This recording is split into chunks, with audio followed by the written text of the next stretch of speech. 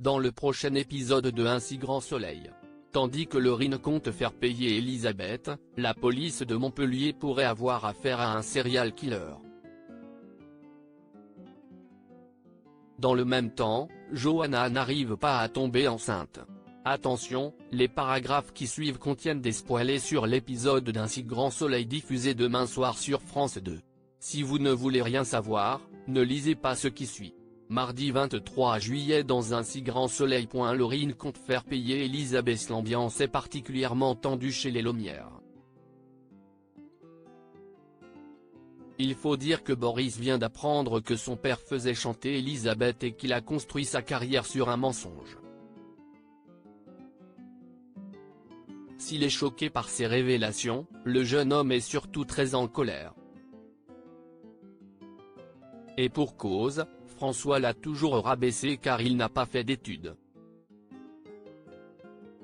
Tandis que le ton monte entre Laurine et Boris, Catherine intervient et leur demande d'arrêter. En vain. Boris s'en va en claquant la porte. De son côté, Alain craint que la relation entre Elisabeth et Catherine devienne compliquée maintenant que François est mort. Toutefois, Elisabeth sait que Catherine ne fera rien contre elle maintenant qu'elle est au courant que son mari n'a jamais été diplômé de Harvard. Souhaitant mettre toute cette histoire derrière eux une bonne fois pour toutes, Alain et Elisabeth décident de se concentrer sur leur mariage. Plus tard, Muriel confie à Elisabeth combien elle se sent coupable de lui avoir dit la vérité sur le passé de François. Si elle n'avait rien dit, François ne serait jamais allé chez elle et n'aurait pas eu de crise cardiaque. Elisabeth souligne alors que personne ne savait que l'homme d'affaires avait des problèmes cardiaques puis lui assure qu'elle n'y est pour rien. Seulement, Muriel craint que Boris ne voit pas les choses de la même manière. Elisabeth promet donc de garder cette histoire pour elle.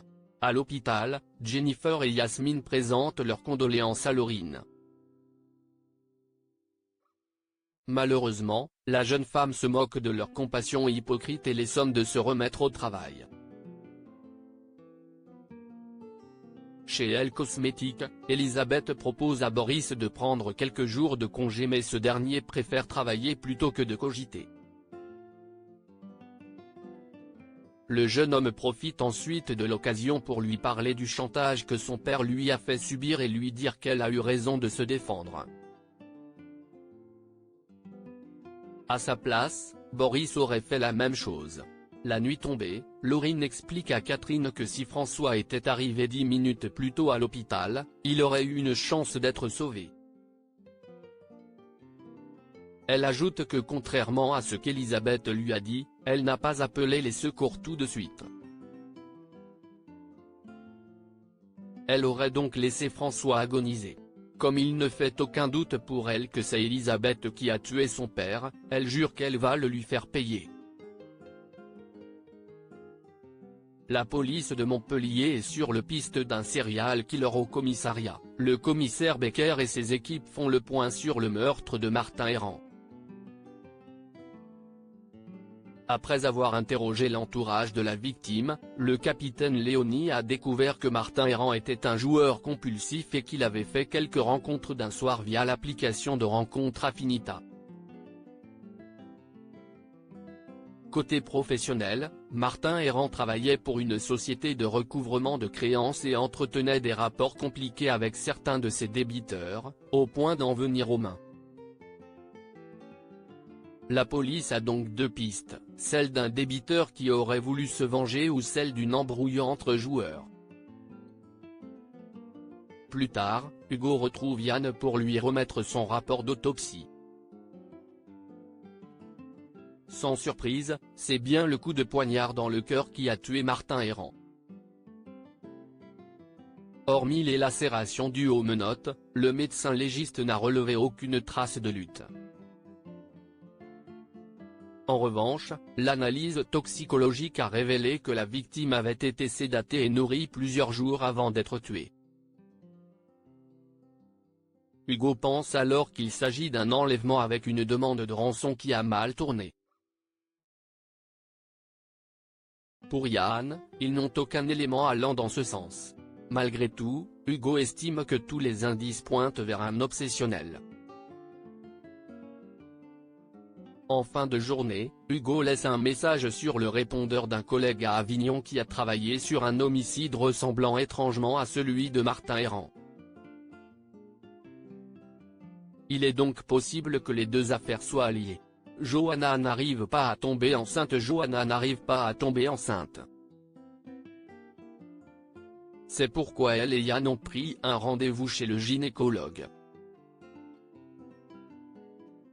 Sur place, le médecin leur demande de ne pas s'inquiéter. En effet, une femme sur 5 fait une fausse couche et cela n'empêche absolument pas une future grossesse. Comme les résultats d'analyse sont normaux et qu'il n'y a pas d'indicateur d'une quelconque stérilité, Johanna cherche à comprendre pourquoi elle ne tombe pas enceinte. La gynécologue lui répond alors que la nature peut être parfois capricieuse puis leur propose de démarrer un protocole de F. IV. Bien qu'elle ne sache pas quoi en penser, Johanna veut mettre toutes les chances de son côté et accepte. En sortant du cabinet, Johanna semble un peu stressée mais Yann lui assure qu'elle arrivera à tomber enceinte avant de démarrer le protocole. Et le policier compte bien s'amuser à essayer de concevoir un enfant naturellement avant de se lancer dans une telle procédure. Ce qui fait rire Johanna.